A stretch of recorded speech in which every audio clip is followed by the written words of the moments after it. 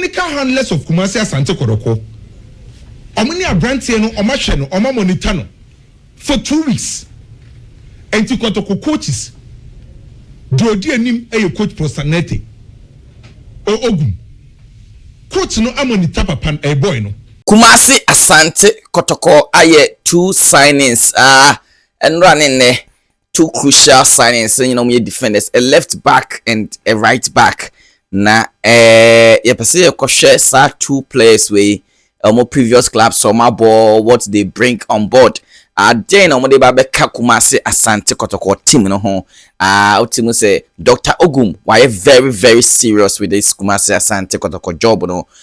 So share how are in recruitment now. He's not just preparing for Ghana Premier League or person team call Africa na oko make a big statement say they otum for the amano no nti person e share these 2 guys na share potentials omo de Kwame Poku by mean they've been adding what I say ntino yenkotie Lawson na yenkoshe Kwame Dela Biggie and then Kweku Edelson in some more can at the Afa Kotoko recruitment no Kweku Dubai Oma announce a new player Daniel Adjetey I saw Baba Johnny Kumasi Asante Kotoko.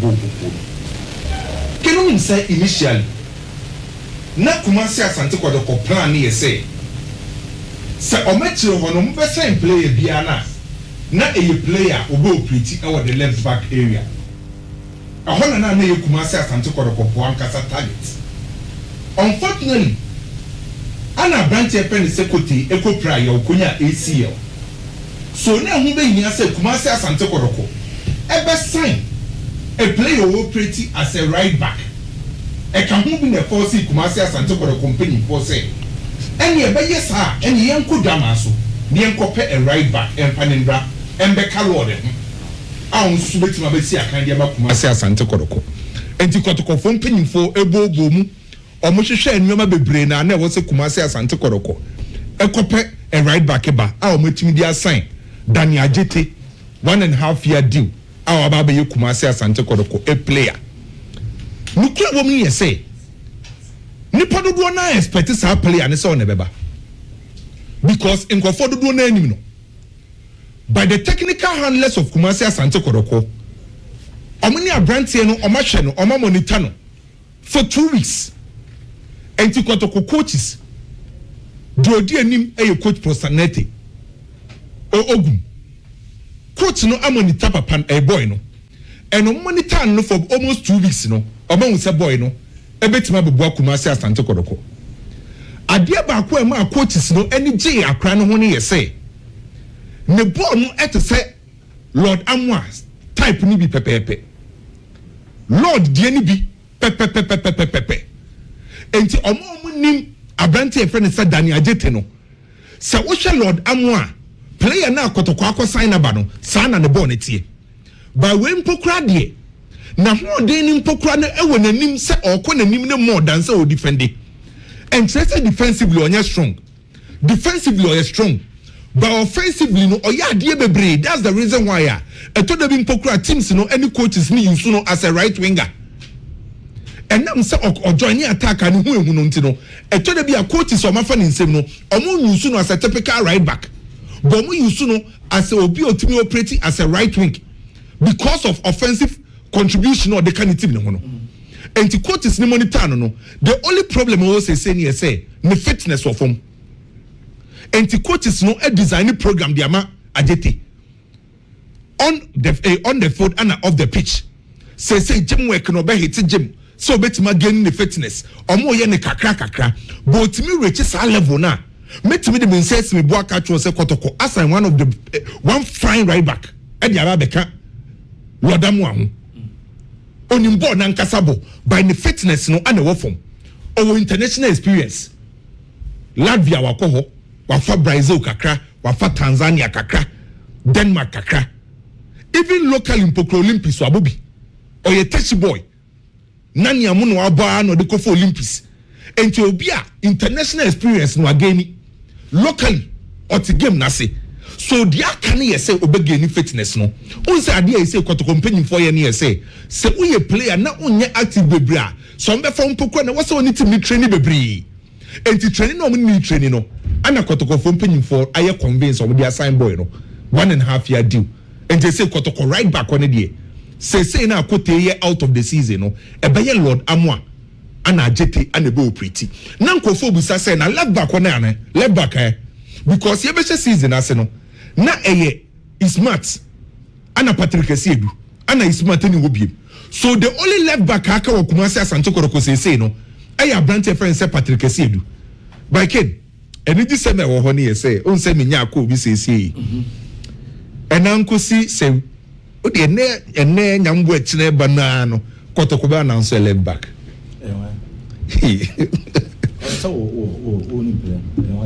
oh Mr. Hadi Mr. Hadi Kwame and I say I had it. Oh, you player on it abo esi a campaign. Kwame did the same. On you must spring point esi a campaign. Oh, I see. That's that Kotoko no babo. Body of babo by. So you make the watching say this boy. But if you're 100%, oh, they be the minimum 100% by the woman is saying, Kwasi Asante ana. Me patro mint mean the obi animu and the no cre woman. By the minimum you say, only a blabu team pay. Big enya Kwasi me ba. Ana waya. Anything body na likely say bit me ayo no. What's on your board? Open chair. And I will attractive house. Yes, some open chair. Okay, anyway. Never back we always be not a supporter senior man. And I say we go. Senior man. But as I said, foreign player there. The kind of contributions or the mine and shut down and gross was what exactly by I said yeah somewhere bon somebody okay say as go then go for some of Ibrahim Akoni hey nice go did here as good 8 or Ivory Coast 8 Ivory Coast national team 8 on the boy I go for 8 and Bobo Wakimo the only player too yeah that's good yeah big Ken big na how's the time How to folk honestly speaking as we speak there how to folk Kwasi aba Kwasi na be ye Kwasi aba we simba ne Al Ahly game to obo highest level pa and watch Chester ball Kwasi no ati listen be careful okay na onya goes ya nya assist kan wa oh nessa boy ya who say touch line o dey ba I think say obi obo highest level there sure me kan wa say me say the boss it the man is see this me so ko touch line o ba this kid boy ya overlapping your ye nya sam ketwa o hey master hey now overlapping ya sam ketwa but what's level now what body there I mean yeah it's good because Simba ne Ali like ball yeah this Africa can we more Kotoko no more prepare for Africa pa so ogum so no so wa na play bia o to ne bia no and say o hwe na Africa Africa se won yeah and go for Africa na ma won sa fi no o go mo money abre Africa is go sa Kotoko ne ye pe o na bia kama so mama o mo ha si na ma blast out for that beji o mo bi o mo numbers na o mo bi bia but it is Dr. Kwame Cheyi and here the call 19 right 2019 and 2019 yes Siki akono yeah numbers are not question and Siki no numbers and look at in Kana and is Escomo so you can imagine say in Kadia Ali ne nanu ya normally Al Ahly ne Zamalek ba dreams mo de omo ba no you can imagine say Kotoko ebo Al Ahly wa baba ya ra sikanka Kotoko benya wakasa o charge 30 cedis crowd pu echi a okofo beko I think around that time Dr. Kwame Cheyi there was one match was it in Ghana Kotoko brought around 800,000 yeah 8 billion at that time so you can imagine say if you kwetri omuni Kadiogu and the yogo ahonyina bo ma hu and the es ka omutwe na ye na ne amponsa mo time ka be bia As a supporters in Africa. And I say, because when I has it to compete, into clubs now, your fellow some young catch on, I'm going to go Africa. Almost to me call media my young mom about so young dreams about so level no do and I could have grand has it to me. But we share dreams in a early Okroma. Zamalek. Who has I given? Yeah. Only because yeah. The second, the TN say, but they dream so. Yeah. So you can imagine, say, Kotoko had to focus. And can bear to say, the TN say, African teams in the bar. You see, Kotoko had to focus competition in Africa. Yet the numbers sooner a if they invest our club the one investment no do beje leg no do be Africa ne be ma sika into investment no sabe kind of times 3 me ba what you say clubs need to take a risk but they don't want to take the risk of investing or take his risk in the so called position bank for now investment yana and okobo position so bank and as a one qualify so oh back in Nanu Kotoko investment on my own team. No, also say no, no. Oh no, more can 40 billion. Yeah. This is kind of 40 billion. And all converted dollars more. Kete. Since I make Sika Kotoko. Well, let's create this example. Say Kotoko point say recruitment na say 5 million Ghana cedis. This is kind of 50 billion. Let them go to Africa. Mumura group stages. Naka say cost of taking Kotoko to group stages. Yemfa extra bear 4 billion and 40 billion in count. Never say Kotoko can you bear say 90 billion. On the Empanisa. Na Kotoko Kobo group stages. Nempo omu free emra. 1. The calf money. 2. Exposure. And sika ubenya from player sales. A big chama brosa. So what the mean you say? So the big question here say, sir, 2 clubs are they ready to invest? That is the biggest question. Big club there. I want almost standard wo. By say Oma Bafoman himself say no. House of Folk and Africa. Enye House of Folk ye pre top 4. Kotoko ye pre top 4. Say when you be nwabo. Time akumasi Asante Kotoko eto imoru ednako hila. Eska na hila for no. Eyo omo transfer budget no. Sa period no says can be na Kotoko omo budget also de Africa omo na Kotoko ne house no omo ebosu no omo tia ba former yesi omo twemu mu bebre enti ade na nke expect Kumasi Asante Kotoko ne across folk say was anka by this time omo catch up no kid ebe ye dene ebe che omo say economy dey here I want to say ayi bi da economy one thing about football is in every country, Africa semenya wo nema nkoyi wo hono no. Opesa wo football no kwa you have to act like a philanthropist. Fanese ball no do. Ope woni je ho and we invest it. Football people don't know. If only you invest well and you invest right, ubenya mfaso. Koma it be an investment. But investment in ye so boss is in a way no apamu 15 players no akoto 20 aban why investment but you didn't invest right, you didn't invest well. It's one here obaka se ball na me yer me bokagu me yam faso obi am fam but e kwan a wo faso boka no en na be kire faso se wunya ye ni Manchester City mo na o mo nka hu but ene ye start Premier League season bia Manchester City a title contender, Champions League ene Man City are forced to reckon within the Champions League. I say Champions League asia. Oba Madrid din wana. City di baba be kan wana na yetu. Because sika baba be rem. Congo. Ken, if you are comparing Ghana any Congo, kura oweska enye Congo tipa in Ghana.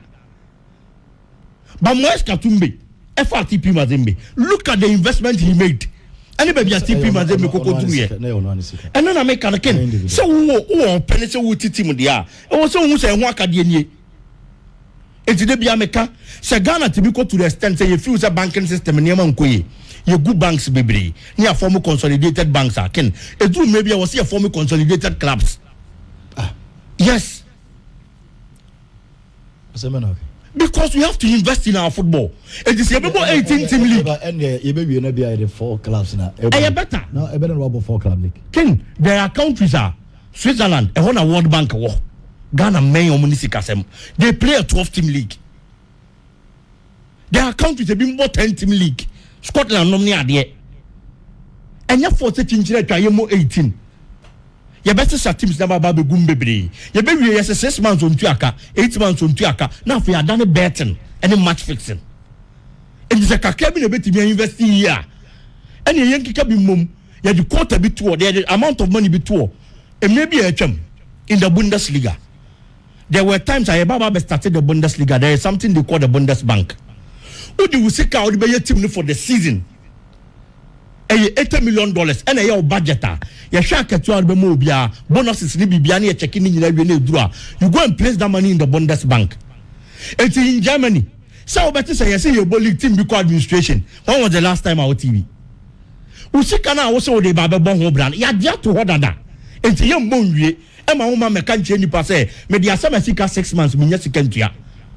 And was a Ghana Premier League ni drew sa level no. We have to force people to invest. And your football on Kwani Juma. So we need who's a cat and China business for. Jabaka teams the same. Can say captain grandpa. A year in 10. They all can the chroma. Yaki Boma. Yadiba 5. Can people will be forced to get money to involve? The big cano. It is said you will see you follow your club license. Yes. See you follow clubs a becan and Catray. And Catray will Ghana Premier League. By history, actually, I say. Anytime Bia you bring your Ubia, obey invest in a team and obey invest in a club, you know, on your resource. No, one and none name Brekum Chelsea. The enemy Brekum Chelsea Bejidi. Unim Africa. Unim dear course, you know, a proper investment. Investment near say, you copy good players. You invest in, you dominate Ghana, you Africa, and you could see. At the end of Africa, no more coin. The DNC, you want to players, no. A BNC, a Diana Stars, a BNC Mediama. San as good, San are grown it here. Time a Kotoko has a dominating Africa, no. We invest here. The moment I've been investing, one cousin I'll be down so fast. And it's about time also investing. Say, a do by the willingness. Yeah, sure. Okay. If you were Hopa, to say, I told you escape free. Mention ever, Scamody players. If you mention Scamody, team no day to day. If you mention, maybe if you mention, maybe also mention benefited. Almost so much fun for so common. Yeah. Omunian for so be our inti. Scandal why not you investing? On one casa going to me. Never papa decided. Esanwe. Na kwame uko school papa go uso kwa kofagia. It was a papa invest. Say papa na obey invest. Wan we bi. Oye bebre ani. bebre answer on the How we do oye bebre. Ken me pamcho. Nkomo ya mudi. Inti Moises Katumbi. Nisika wo wa yeso university wo TP Mazembe mo. Big Moses Katumbi business oye no to be ye bi kra bruso. Yeah, he's into oil. To be is into oil. About energy. To be you can't businesses chirawa. Or your big fish. You can't big fish to be ye be. What you say? It's in the money is there. Sikadi ewo. So to be kase or ye the Moses Katumbi ye na obey times 3 times 4 times 5. Squeeze issue Ken where your Kotoko and Kadiogo Ken patch of your screens in so oh ni pardon Kadiogo game in where you don't say don't Timo Burkina Faso on him for you set me say don't Timo make in a contest no in contest exactly other than Dean John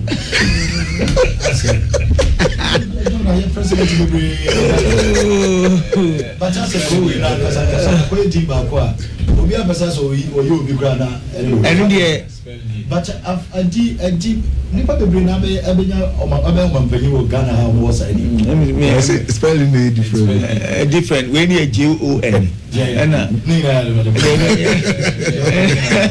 and bakure John we bakure John ba we John what was it asema o kan je bani aje wo no say initially na make the willingness farmer togu afa de be park house folk no ordinance esi ni bo say me pese me ye facilities my house very well then why you be my commercial center secretariat o ka se chenchi na me ye ampa ye enti oka so be invest e ba field ne so a obetima ye amana bro so and again you see that was oh yeah name na me e bi so mo da ba no but on say business share dey tell say mama ka some eno dey enti am no nya adwen say mama ka some show yeah papa to be over 10 businesses they are cost wa hasa the pebi in quote ebu na pebu no the business is bibri ko fo ebu na pebu ho but he kept on going because he wanted to invest there. You say yeah papa adwuma ni nyina no on fa obi mani bako ni disappointing either. Wa fan ko for several times I'm almost disappointed. Business is there, these things happens. Ufa obi disappoint you pick the next one. Eba chawachas intenu die emmem but ebia ni nim die mu no ebia he is putting attention elsewhere intenu no tobe afede one Monday morning otena officer no afre company A no abeman updates company B no abeman updates how to folk so abeman updates but ebia na adwen no other companies no more because in his mind they give him more money than Hatofok. What you say? But we are saying, say, your papa turning attention kakra at the Hatofok. Hatofok will not give him money alone. It will give him fame. Sanity for Fabulous Zone ni Ghana Premier League common edi wa ha especially Kumasi Asante Kotoko Obaswa also join the family by subscribing, hitting the notification bell, turning it on, and then leaving your thoughts and comments in the comment section. So there any video be also be who say they see comedy king to the comment definitely be to make a view for Porcupines by Porcupines.